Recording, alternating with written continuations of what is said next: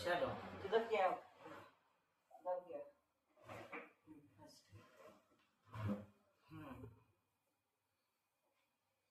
मंगलाचरण करते हैं पूरा वाला। ओंकारं बिंदुसेवितं नित्यं ध्यायन्ति योगिनः कामदं मोक्षदं चैव ओंकाराय नमो नमः। अविरल शब्द घनों का प्रक्षालित सकल भूतल मलकलंका मुनिभिरूपासित तीर्था सरस्वती हरतु नो दुरितान् अज्ञानतिमिरान्धानां ज्ञानाञ्जन शलाकया चक्षुर्निमीलितं येन तस्मै श्रीगुरवे नमः। श्री परम गुरवे नमः। परम्पराचार्य गुरवे नमः। सकल कलुष विध्वंसकं श्रेयसां परिवर्धकं धर्म संबंधकं भव्य जीवनः प्रतिबोधकारकं शास्त्रं श्री सर्वार्थ सिद्धिनां ध्येयमस्य मूल ग्रंथ कर्तारः श्री गणधर देवा प्रतिगणधर देवास्तेषां वचोन्सारमासाद्य आचार्य श्री पूज्यपाद देवैः विरचितम्। मंगलम भगवान वीरो मंगलम गौतमो गणि मंगलम कुंदकुंदाद्यो जैन धर्मोस्तु मंगलम सर्वमंगल मांगल्यम सर्वकल्याणकारकम प्रधानम सर्वधर्माणां जयं जयतु शासनम्। कोटिशतं द्वादश्चैव कोट्यो लक्षानि सिद्धिस्त्वधिकानि चैव पञ्चाशदष्टौ च सहस्रसङ्ख्यामेतच्छ्रुतं पञ्चपदं नमामि अरहन्तभासियत्थं गणहरदेवी निगन्ति यं सम्मं प्रणमामि भक्तिचित्तो सुदनान्महो वहिं शिरसा इच्छामि वन्दे सुभक्ति कौसगो भक्तसलोच्यो अंगवं पैण्य पावडय परियम सुप्त पणमान्यो उद्भवे चूलिय चैव सुप्तत्थै कृतं काय सयानिच्चिकालम अंचेमि पूजेमि वन्दामि नमसामि दुःखको कमखो बोलिलाहो सुगैगमनं समाहिमनं निर्गुण संपत्ति हो मच्छम। नमो अरिहंताणं नमो सिद्धाणं नमो आयर्याणं नमो उवच्छायाणं नमो लोये सव्यसाहूनं। श्रुतजलधिपारगेभ्यः सुपरमतिभावना पटुमतिभ्यः सुचरितपुनिदिभ्यो नमो गुरुभ्यो गुणगुरुभ्यः छत्तीस गुण समग्रे पंचविधाचार करण संदर्शे शिष्टानुग्रह कुशले धम्माय सदा वंदे गुरुभक्ति संयमेन यतरन्ति संसार सायरं घोरं छिन्नन्ति अट्टकमं जम्मन् मरणं न पावन्ति ये नित्यं व्रतमन्त्र होम निरता ध्यानाग्निहोत्राकुला षट्कर्मा विरतास्तपोधनधना साधुक्रिया साधवा शीलप्रावरणा गुणप्रहरणास् चन्द्रार्कते ज्योतिका मोक्षद्वारकपाटपाटनभटा प्रीणन्तु मां साधवा गुरुवा पान्तु नो नित्यं ज्ञानदर्शननायकः चारित्रार्णवं मोक्षमार्गोपदेशकः इच्छामि भन्ते आर्यवत्ति कांसगोपतसालोच्यो सम्भनान् सम्मदं समचारितानं पञ्चविधाचारणम् आयर्याणम् आयारादिसुन्नानो वदेश्याणम् उवच्छायाणं पीडेन्वन्पालं प्रयाणं सप्तसाहणं निश्चिकालम् अंचेमि पूजेमि वन्दामि नमसामि दुःखको कमखो बोहिलाहो सुगैगमनं समाहिमनं निर्गुण संपत्ति हो मच्छम्। मोक्षमार्गस्य नेतारं वेत्तारं कर्मभूभृतां यातारं विश्वतत्त्वानां वन्दे तद्गुणलब्धये। आचार्य पूज्यपाद स्वामी जी महाराज की जय। संत शिरोमणि आचार्य गुरु श्री विद्यासागर जी महाराज की जय। आचार्य गुरु श्री समय सागर जी महाराज की जय। आचार्य गुरु श्री प्रज्ञा सागर जी महाराज की जय। परम पूज्य गुरु श्री सरल सागर जी महाराज की जय। तीन कमलमणि महाराज की जय। द्वादशांगवाणी माता की जय। संपूर्ण आरिका माता जी की जय। पूज्य गुरुमती दृढ़मती आदि सभी बड़ी माता जी की जय। आरिका श्रेष्ठ चिंतनमती माता जी की जय। देखो सरिता तुमको बताया कैसे ऑडियो खोलना है। तुमको ऐसे से रहला के बताना। रुको अभी तुम हमको नहीं दिख रही। तुमको सीखना है कि ऐसे करके बताओ। सीखना है ऑडियो कैसे खोलना। हम इसमें से दिखा दे रहे हैं। ठीक है समझ में आएगा खोलना। और अगर कुछ दूसरा कारण हो तो फिर कोई बात नहीं। देखो जैसे हमने ये जूम ज्वाइन किया दूसरे नंबर पे सरिता भाभी का। ठीक है अब इसमें ये नीचे दो सिंबल दिख रहे हैं। एक नीचे ऑडियो का है इसके बाद वीडियो का है। ठीक है इसके बाद और कुछ है।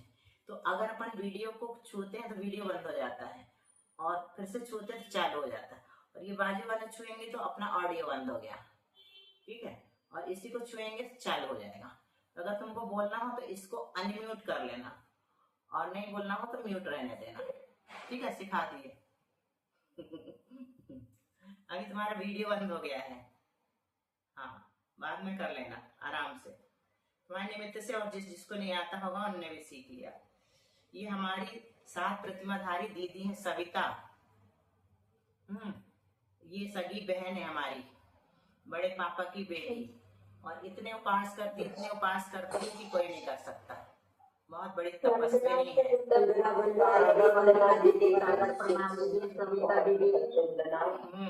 दीदी आपको भी सादर वंदना, सादर प्रणाम दीदी।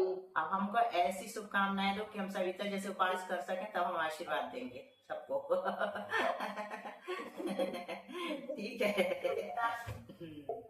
चलो शुरू करते हैं। हम लोगों ने छोड़ा था सूत्र नंबर 6। उसके बाद पहले पढ़ते हैं वाचना, फिर उसके बाद परीक्षणा होगी। स्वाध्याय के कितने अंग हैं शुभी? तुम्ही से शुरू करते हैं। कौन कौन से? वाचना, आमना, वाचना, आमना, प्रक्षणा, अनुप्रेक्षा और धर्मोपदेश। पहले नंबर में क्या है? क्रम सीखना जरूरी है। वाचना, वाचना मतलब बोल के सुनाना। दूसरे नंबर में प्रश्ना मतलब प्रश्न पूछना। तीसरे नंबर में आमना, अनुप्रेक्षा, अनुप्रेक्षा मतलब चिंतन करना। हाँ, और फिर चौथे नंबर में आमनाय, आमनाय। अच्छा, आमनाय। और 5वें नंबर में मतलब नहीं पता। धर्मोपदेश मतलब प्रवचन आदि सुनना। आमना का क्या मतलब होता है? वाचना तो तुमने बता दिया, वाचन करो है ना शास्त्र का। प्रक्षणा तो कुछ खुद पूछो या कोई पूछे तो जवाब दो, ये प्रक्षणा कहलाता है। फिर आमनाय तुमने शायद सही बोला था, वाचनानुप्रक्षा, वाचना प्रक्षणानुप्रेक्षा आमनाय। हाँ, अनुप्रेक्षा ये तीसरा नंबर। अनुप्रेक्षा मतलब दोहराना। फिर आमनाय मतलब चिंतन करना, चौथे नंबर में चिंतन है। और फिर 5वें नंबर में जो सुना है, जैसे तुम पापा को सुना देती हो कि आज क्या पढ़ा, ये तुम्हारा धर्मोपदेश वाला अंग भी पूरा हो जाता है ना। तो किसी न किसी को बताओ, भले एक पॉइंट बताओ। जैसे अब बाद में बताएंगे, आचार्य ने आज एक बहुत अच्छा पॉइंट बोला था है ना। तो चलो पहले पढ़ लें, फिर प्रश्न करेंगे। बहुत दिनों से छूटा है। शालू भी आ गई है, मिनी नहीं आई क्या? आज बासु श्रेयस नहीं आ पाएंगे शायद, है ना। वो बासु तो वहीं तक ट्रैवल कर रहे हैं क्या? नहीं, संस्थान में दोस्तों के बीच बैठा है। आ गए क्या तुम? अरे वाह, वेलकम। ऐसी प्रतिकूल परिस्थितियों में मतलब तुम्हारी स्वाध्याय की प्यास जाग गई है बेटे। हमारे बासु। अच्छा, यही आ गया है। चलो ठीक है, बढ़िया, घर ही आ गया। वेलकम। और श्रेयस तो महाराज जी के चरणों में है। चलो इसके बाद ही बस एक ही क्लास है, उसके बाद 8 बजे लगती है। चलो, तो हमारा सूत्र नंबर 6 चल रहा था, है ना। आगे थे ना अपने यहाँ। इस प्रकार नामादिक के द्वारा विस्तार को प्राप्त हुए। नामादिक से क्या क्या लेंगे? नाम, स्थापना और द्रव्य और भाव। द्रव्य और भाव। तो नाम, स्थापना, द्रव्य और भाव यानी जीवादि पदार्थों का जो है नाम आदि निक्षेप विधि के द्वारा विस्तार से कथन किया। जीव का नाम बताया, जीव की स्थापना बताई, है ना। द्रव्य से कथन किया और भाव से कथन किया। अब उनका स्वरूप दोनों प्रमाणों और विविध नयों के द्वारा जाना जाता है। दोनों प्रमाण से क्या लेना? किसी को पुराना पता हो तो बता दो। प्रत्यक्ष और परोक्ष। हाँ, प्रत्यक्ष परोक्ष, आद्य परोक्षम सूत्र का अर्थ है। दोनों प्रमाण लेना और विविध नयों के द्वारा। तो विविध नय वाला सूत्र भी लास्ट में आएगा, नैगम संग्रह, है ना। तो 7 नय तो इसी अध्याय में आएंगे लास्ट में। तो थोड़ा थोड़ा तो अपने को पता है। नयों के द्वारा जाना जाता है। उनका स्वरूप, किनका स्वरूप? जीवादि का। और साथ उनका भी लेना, सम्यक दर्शनादि का। दोनों प्रमाणों के द्वारा और अनेक प्रकार के नयों के द्वारा जाना जाता है। प्रमाण और नयों के लक्षण और भेद आगे कहेंगे, वही कहेंगे ना आद्य परोक्षम आदि में, नैगम संग्रह व्यवहार आदि में, है ना। तो वही आगे कहलाता है, आगे जाकर के हम कहेंगे। अभी संक्षेप में बताते हैं। वो प्रमाण के 2 भेद हैं, ये भी आगे कहला रहा है, मान के चलो, है ना। स्वार्थ और परार्थ। पहला भेद कौन सा बताया? स्वार्थ। और दूसरा कौन सा बताया? परार्थ। अब बताते हैं श्रुत ज्ञान को छोड़कर। श्रुत ज्ञान को छोड़कर कितने ज्ञान बचे? शुभी? कौन कौन से वासु? चार। वासु नाम बताओ श्रुत ज्ञान को छोड़कर 5 ज्ञानों के।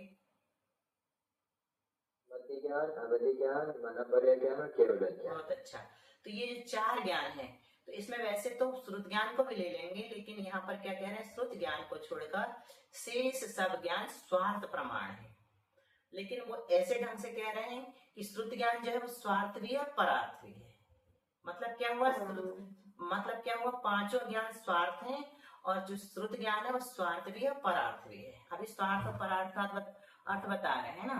स्वार्थ का अर्थ वो नहीं लेना सेल्फिश, है ना, सेल्फिशनेस नहीं है यहाँ पर। ज्ञानात्मक प्रमाण को स्वार्थ प्रमाण कहते हैं। थोड़ा सा समझ में आया होगा। ज्ञानात्मक जो होता है उसको स्वार्थ प्रमाण कहते हैं और वचनात्मक प्रमाण को परार्थ प्रमाण कहते हैं। जैसे सबसे प्रचलित उदाहरण है पर्वत में अग्नि है, ठीक है, धुआं होने से, क्योंकि धुआं, हम खड़े हैं अपने छत पे, सामने पहाड़ी है, तो पहाड़ी में धुआं 2 लोगों को दिख रहा है, एक हमको दिख रहा है, एक हमारे बाजू में जो खड़ा है उसको दिख रहा है। तो बाजू में जो खड़ा है उसको ये बताना पड़ेगा कि जहां जहां धुआं होता है वहां वहां अग्नि होती है। लेकिन हमको पता है, हमको क्या पता है कि पहाड़ में धुआं दिख रहा है, इसका मतलब वहां आग लग गई है ना, अग्नि होना चाहिए। तो फिर हेतु क्या देते हैं, धुआं होने से। पर्वत, देखो पहले साध्य बनाया, पर्वत में अग्नि है, ये हमने कठिन उदाहरण जानबूझ के लिया क्योंकि ये सभी महाराज जी लोग भी बोलते हैं। क्या हो गया, पर्वत में अग्नि है, हेतु क्या दिया, धुआं होने से। हेतु मतलब कारण बताया, क्योंकि वहां धुआं दिखाई दे रहा है। फिर क्या कहते हैं, जहां जहां धुआं होता है वहां वहां अग्नि होती है, जैसे रसोई घर।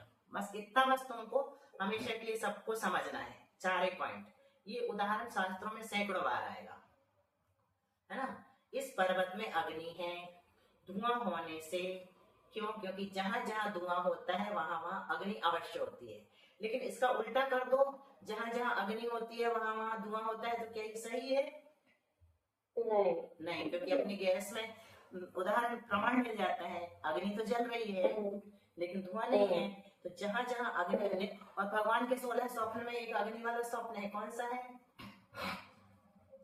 ना, अग्नि दिखती है ना। हाँ, तो कैसी वाली है?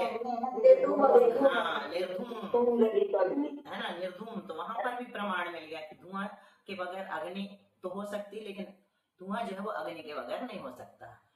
तो यहाँ पर जो स्वार्थ प्रमाण है, तो हमने जैसे ही पर्वत में धुएं को देखा तो हमें जो ज्ञान हुआ कि इस पर्वत में अग्नि होना चाहिए, वो स्वयं से हुआ, किसी ने हमको नहीं बताया, ये स्वार्थ हो गया, ठीक है। लेकिन हमने जैसे दूसरों को बताया तो वो परार्थ हो जाता है।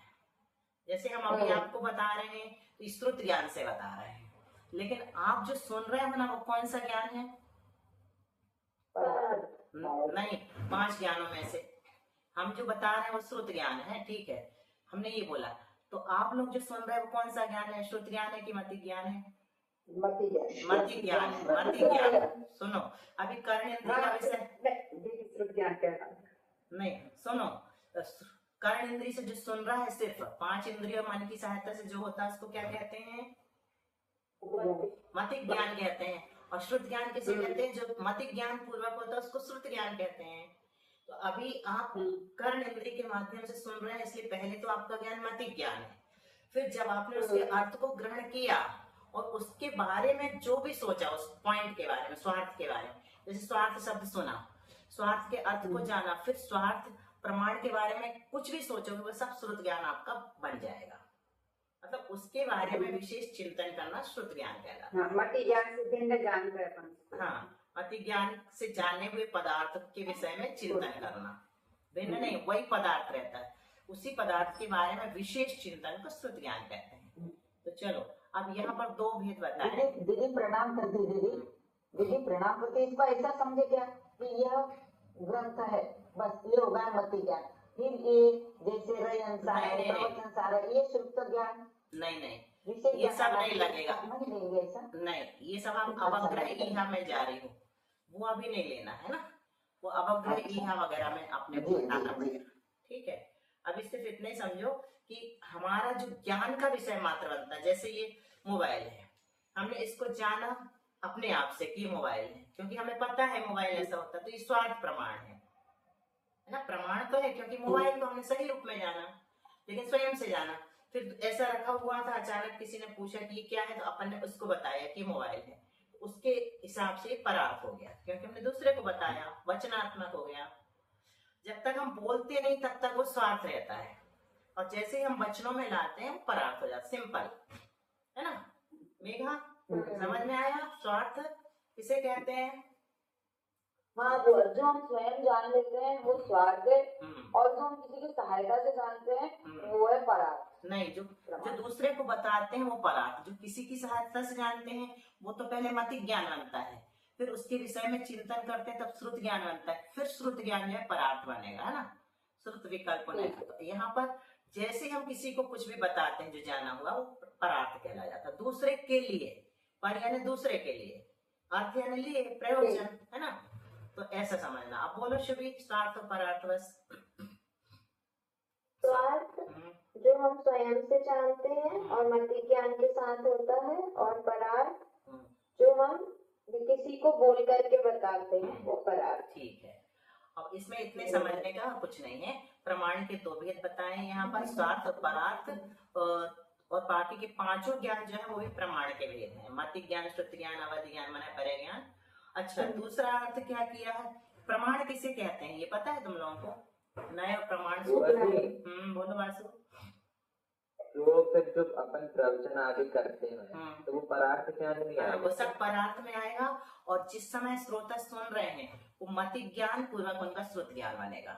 और अभी हमारा मति ज्ञान पूर्वक है, लेकिन वो हमने उसको जो दे रहे हैं वो श्रुत ज्ञान, परार्थ प्रमाण है। दूसरों को जो दे रहे हैं वो परार्थ है अभी वर्तमान में, है ना। क्योंकि हमने जो जाना है वो मति ज्ञान पूर्वक जान करके उनको दे रहे हैं।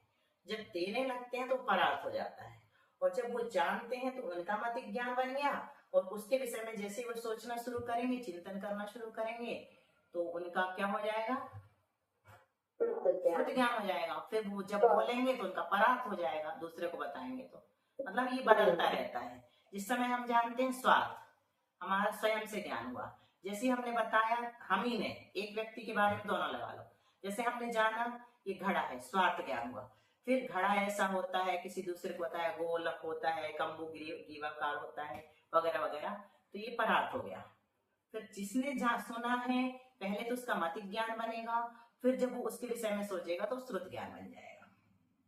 क्लियर? इतना बता दो शुभी, एक बात फिर से तुम ही बता दो। फिर वास्तु बताएगा। वास्तु ध्यान से सुनना, शुभी की बात तुमको बताना है। स्वार्थ स्व मतलब स्वयं से जो होता है ज्ञान, वो स्वार्थ ज्ञान हो गया। अब जो आपने बताई वो दूसरे की, आप उधर में गलत भूल का ठीक करना कि स्वार्थ के लिए भी हमें मति ज्ञान की आवश्यकता लगती है, क्योंकि हमें 5 इंद्रिय और मन से प्राप्त होता है। तो जब हम उसके बारे में सोच रहे हैं तो वो श्रुत ज्ञान हो गया। सोचने के बाद हमने किसी को बता दिए वो परार्थ हो गया। अब जो सुन रहा है उसकी तरफ से देखें तो वो जब हमको सुन रहा है तो मति ज्ञान से सुन रहा है, फिर उसके बारे में सोच रहा है, समझ रहा है, तो श्रुत ज्ञान हो गया। तो उसको परार्थ से, परार्थ के द्वारा ये सब मालूम हो गया। बहुत अच्छा, वेरी गुड। वासु ट्राई बताओ, तुम ट्राई करो। सिंपल है, थोड़ा सा समझ के ही रखना इसको, जहाँ तक। देखिए, स्वार्थ क्या है? जो मति ज्ञान से हो रहा है और स्वयं से जान लिया। ठीक है ना, उसका विषय खुद ने हमने लगा के स्वयं से जान लिया, वो स्वार्थ हो गया। जैसे आपने एग्जाम्पल दिया धुएं का, जहाँ धुआं है वहाँ हमने ये विषय अपने खुद से ज्ञान से जान लिया कि वहाँ अग्नि होगी। बिल्कुल ठीक। ये स्वार्थ हो गया। और परार्थ मति ज्ञान से फिर जो विशेष चिंतन करके हमने शुद्ध ज्ञान किया और फिर उसको जो किसी को बताया, तो वो परार्थ ज्ञान हो गया। ठीक है। जब तक सुन रहे है, हाँ सही है, आगे बोलो।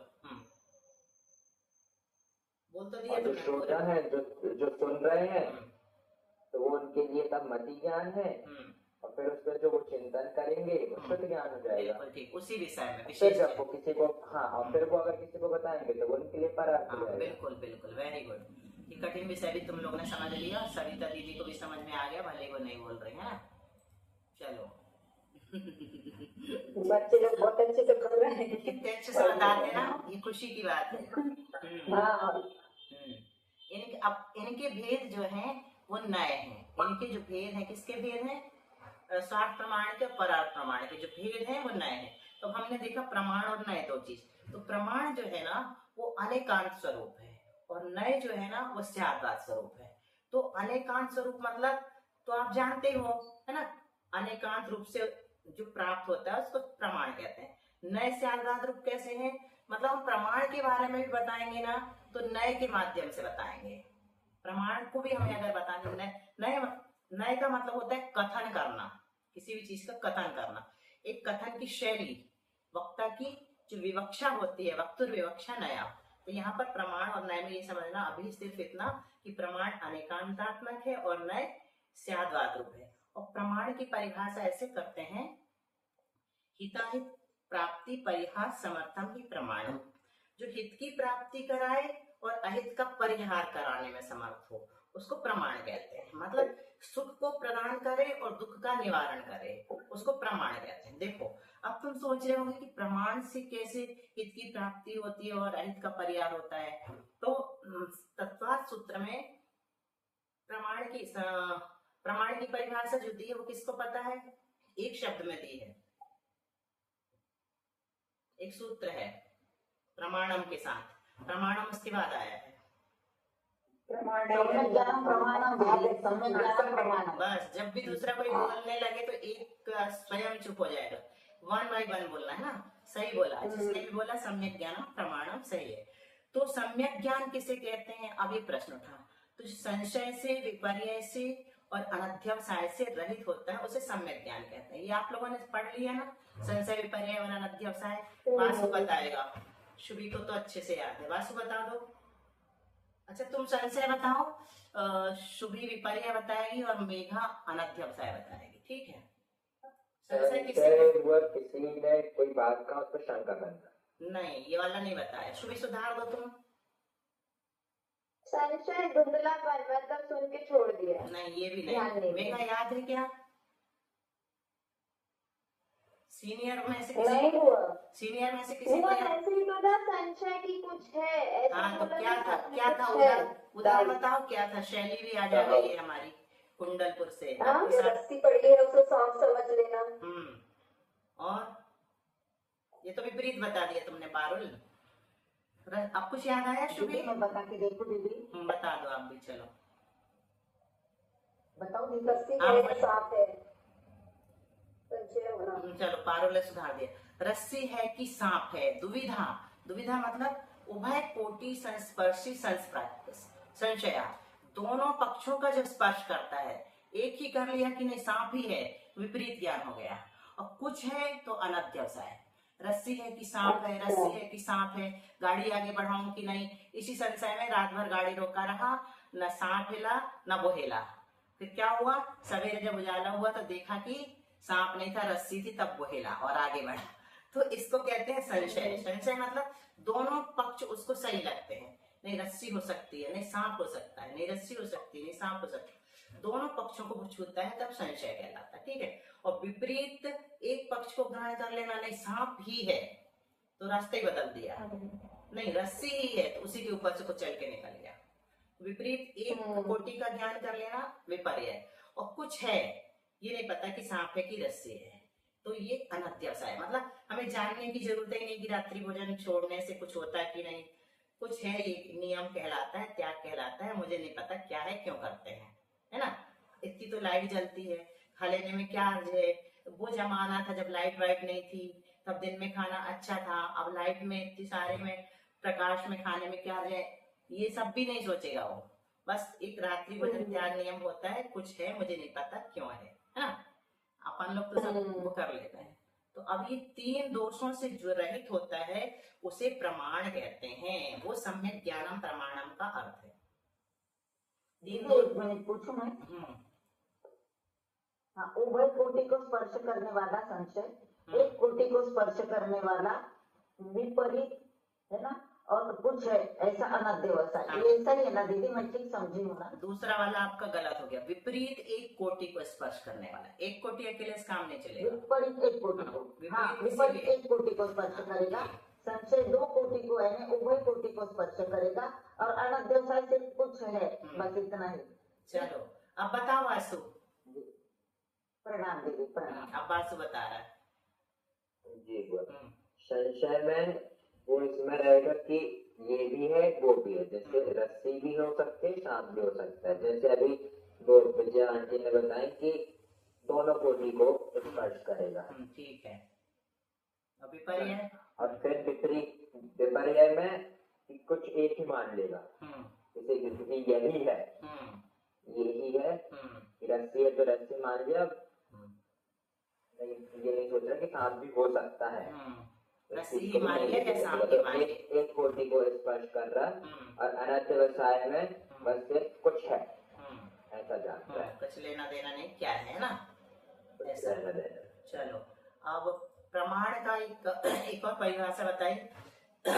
हिताहित प्राप्ति परिहार समर्थम, तो जो हित की प्राप्ति कराए और अहित का परिहार कराए। जैसे हमें सही सही ज्ञान हो गया किसी चीज का, तो हमें पता चल गया कि माला फेरने से इतने सारे पुण्य का अर्जन होता है, देव दर्शन करने से सम्यक दर्शन तक प्राप्त हो सकता है, तो सही ज्ञान हो गया तो हमें हित की प्राप्ति होगी कि नहीं? ये सम्यक ज्ञान हुआ ना हमें कि देव दर्शन सम्यक दर्शन सम्यक की उत्पत्ति में निमित्त है।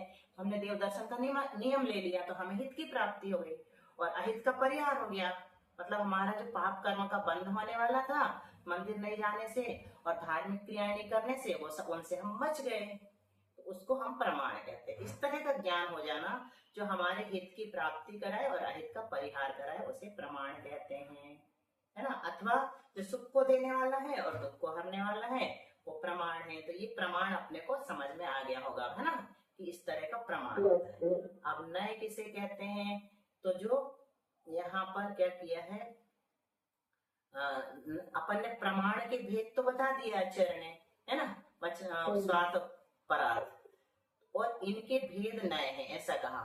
उसके बाद भेद बता भी नहीं पाए और शंकाकार ने शंका ठोक दी। अभी नए के भेद बता ही नहीं पाया आचार्य, लेकिन शंकाकार से रहा नहीं गया, और वो कहता पहले मेरे दूसरे प्रश्न का उत्तर दो फिर आप नए के भेद बताना। तो अब चलो पड़ोसो भी क्या शंका कर रहा है वो फिर हम आपको समाधान देंगे। दिख रहा है? बड़ा करें स्क्रीन बड़ा हाँ, दिख रहा है।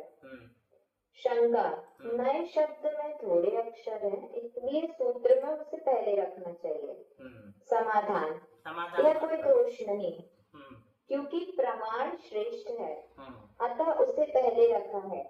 श्रेष्ठता सबसे बलवती होती है, ऐसा नियम है। अब इतना समझा दो तुम, पहले शंका समझा दो, सबको सरल है। हाँ, उन्होंने बोला कि नए छोटा शब्द है तो वो पहले आना चाहिए, तो उन्होंने कहा कि ये कोई दोष नहीं हुआ कि वो छोटा है तो पहले आना चाहिए।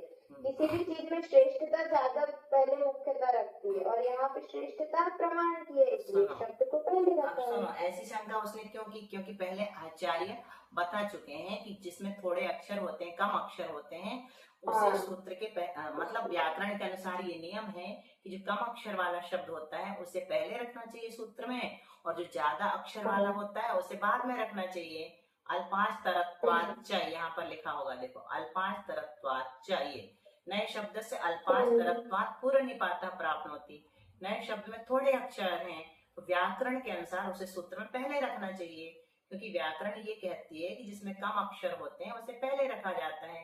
तो आचार्य कहते हैं कि हमने ये भी तो कहा था कि कम अक्षर वाले में और ज्यादा अक्षर वाले में जो श्रेष्ठ होता है उसको पहले रखा जाता है, कम अक्षर वाले को गौण कर देते हैं, है ना। हाँ, ये उसमें भी आया था। हाँ, पहले सूत्र में आया, ज्ञान को पहले क्यों नहीं रखा? तो वही जवाब यहाँ भी दे दिया, बहुत अच्छा। अब चाह रहे थे कि कोई उसको याद करे, तो आचार्य कहते हैं कि हमने पहले भी बताया था श्रेष्ठता सबसे बलवती होती है, जो श्रेष्ठ होता है वो बलवती होती है, इसलिए उसको पहले रखा जाता है। तो कहते ठीक है। अब दूसरी शंका क्या की? दूसरा प्रमाण आपने कहा श्रेष्ठ है, क्यों है बताओ, ये भी बताओ हमें, है ना। ये शंका कर लिया। क्योंकि क्योंकि प्रमाण से ही नए प्ररूपणा की उत्पत्ति हुई है, अतः प्रमाण श्रेष्ठ है। आगम में ऐसा कहा है कि वस्तु को प्रमाण से जानकर अनंतर किसी एक अवस्था द्वारा पदार्थ का निश्चय करना नय है। दूसरे प्रमाण समग्र को विषय करता है। आगम में कहा है कि सकलादेश प्रमाण का विषय है और विकलादेश नय का विषय है, इसलिए भी प्रमाण श्रेष्ठ है। चलो अब यहाँ पर फिर कितना बताया कि आपने कहा प्रमाण श्रेष्ठ, उसको पहले रखा तो क्यों है भैया श्रेष्ठ, हमें ये भी तो पता चल जाए। आचार्य आप बताइए कि प्रमाण श्रेष्ठ क्यों है। तो वो कहते हैं क्योंकि प्रमाण से नय की उत्पत्ति हुई है। तो पिता से पुत्र की उत्पत्ति होती है तो पिता श्रेष्ठ माना जाता है कि पुत्र श्रेष्ठ माना जाता है? पिता पूज्य है, जिसने जिसको जन्म दिया है वो तो कब पूज्य बनेगा पता नहीं, अभी तो पिता ही श्रेष्ठ है। तो प्रमाण से नय की उत्पत्ति हुई है इसलिए प्रमाण श्रेष्ठ है। बस यहाँ तक इस शंका का समाधान हो गया। अभी दूसरी बात बताइए। आगम में ऐसा कहा है कि वस्तु को प्रमाण से जानो, फिर किसी एक अवस्था द्वारा पदार्थ का निश्चय करो, ये नय कहलाता है, एक अवस्था के द्वारा। और दूसरी बात, दूसरी बात प्रमाण समग्र को विषय करता है और नय जो है एक अंश को विषय करता है। क्या से उदाहरण देते हैं, जैसे हाथी तालाब में डूबा है ना, और उसकी क्या दिख रही है, सूंड दिख रही, सूंड है ना, कुछ भी उठाएगा तो दिख जाएगा लेकिन उसकी नहीं उठती, सूंड दिखती है। तो सूंड को देख करके कोई भी ये समझ जाता है कि यहाँ पर हाथी डूबा हुआ है पानी के अंदर, है ना। तो एक अंश को देख करके संपूर्ण हाथी का ज्ञान कर लिया। लेकिन प्रमाण में नहीं होता, ये नय करता है। नय क्या करता है, किसी एक अवस्था द्वारा पदार्थ का निश्चय करता है। मतलब हाथी की सूंड के द्वारा पूरे हाथी का निश्चय कर लिया, वो नय कहलाता है। और प्रमाण जो है वो पूरे हाथी को विषय करता है। वो ये नहीं कहेगा कि सूंड दिख रही है इसलिए यहाँ हाथी होना चाहिए, वो सीधे कहेगा कि ये हाथी है। आगम में कहा है कि सकलादेश प्रमाण का विषय है और विकलादेश नय का विषय, इसलिए भी प्रमाण श्रेष्ठ है। बस आज ही कठिन वाला तुम लोगों ने पढ़ लिया, अब तुम लोग सरल सरल वाले आराम से पढ़ लोगे, है ना। ये हम रोज कहते हैं क्योंकि पहला अध्याय पढ़ने वाला सूक्ष्म बुद्धि कहलाता है, तो दूसरे अध्याय से तो सरल विषय आने वाला है, इसलिए बहुत लोग पहला छोड़ के आगे के अध्याय पढ़ते हैं। चलो फटाफट बताओ, मारणा कितनी मारणा याद है शुभी तुमको? सही में मेघा ने कराई है। मेघा को तो पहले कभी नाव गाड़ी पे, कभी गाड़ी नाव पे। चलो मेघा अब तुमसे शुरू करो, फिर जब तुमने याद कराई है तो तुम ही सुनाओ। 4 सुनाओ बस, 4 या 2 सुनाओ, सब लोग सुना देंगे, टाइम कम बचा है। 2 सुनाओ। ठीक है बुआ। मार्गणा 14 होती है। पहली मार्गणा गति मार्गणा, सबसे पहले नरक गति, त्रियंश गति, मनुष्य गति, देव गति, फिर दूसरी इंद्रिय, 1 इंद्रिय, 2 इंद्रिय, 3 इंद्रिय, 4 इंद्रिय और 5 इंद्रिय। चलो शुभी तीसरी और चौथी बोलो। हाँ बुआ। तीसरी काय, पृथ्वी का एक, जल का एक, अग्नि का एक, वायु का एक, वनस्पति का एक, त्रस का एक। चौथी योग, 15 योग होते हैं। मन योग, वचन योग, काय योग। मानव वचन के सत्य असत्य उभय अनुभय और काय के साथ औदारिक मिश्र, वैक्रियक मिश्र, आहारक मिश्र और कारमान। बहुत बढ़िया, क्विक रिवीजन। वासु आगे की 4 याद है? तुम तो ट्रैवलिंग में हो। नहीं है क्या है, कौन को याद है? शालू गई, इंद्रिय चकाए, जोए, योग मारना है। कौन सी हो गई? योग बोल दी सुबी ने, योग हो गई। हाँ बुआ। अब वेद बोलो। हाँ वेद बोलो वासु। 3 वेद कौन से हैं? वेद स्त्री वेद, पुरुष वेद, नपुंसक वेद। एक अगर कषाय है क्या? हाँ कषाय बोलो। और कषाय तो 25 कषाय नहीं 4 ही बोलो। हाँ 25 ही बोलो। क्रोध मान माया लोभ हो गए, फिर अनंतानुवन, अप्रत्यक्षानावरण, प्रत्यक्षानावरण और संजय, ये चारों कषाय को इसमें लगा के 16 हो जाएंगे। फिर हास्य, रति, अरति, स्त्री वेद, पुरुष वेद, नपुंसक वेद, भय, जुगुप्सा, शोक, भय, जुगुप्सा, स्त्री वेद, पुरुष वेद, नपुंसक वेद। फिर उसके बाद ज्ञान। अच्छा तुम्हारे कितने हो गए? ज्यादा बोल दिए तुमने? नहीं बोला। इसके बाद कौन सी अंजू? इसके बाद कौन सी मारना? हेलो। हाँ ज्ञान मारना बोलो।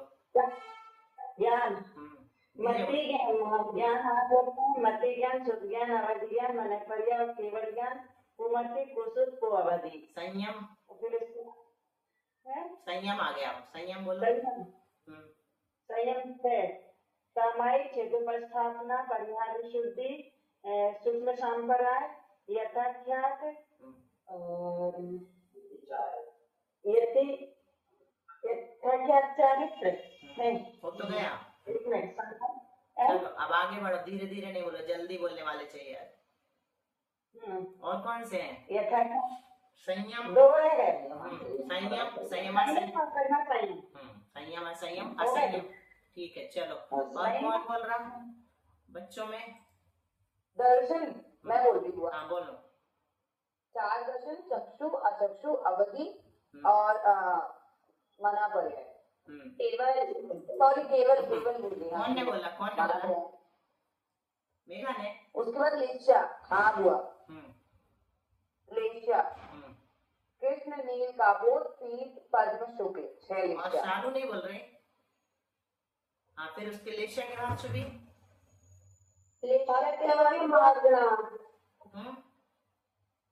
भव्यक्त मार्गणा। बोलो कौन कौन से भेद है? भव्य और अभव्य। बहुत अच्छा, शालू बोल रहे। फिर उसके बाद सम्यक्त्व। सम्यक्त मार्गणा। बोलो। सम्यक्त मार्गणा में है मिथ्यात् ससाधन सम्यक सम्यक मिथ्यात् उपसम सम्यक और क्षय उपसम क्षय सम्यक। बहुत अच्छा। और फिर संगीत और आहारक कौन बोलेगा? हम बोलो। नहीं सुबी बोलेगी।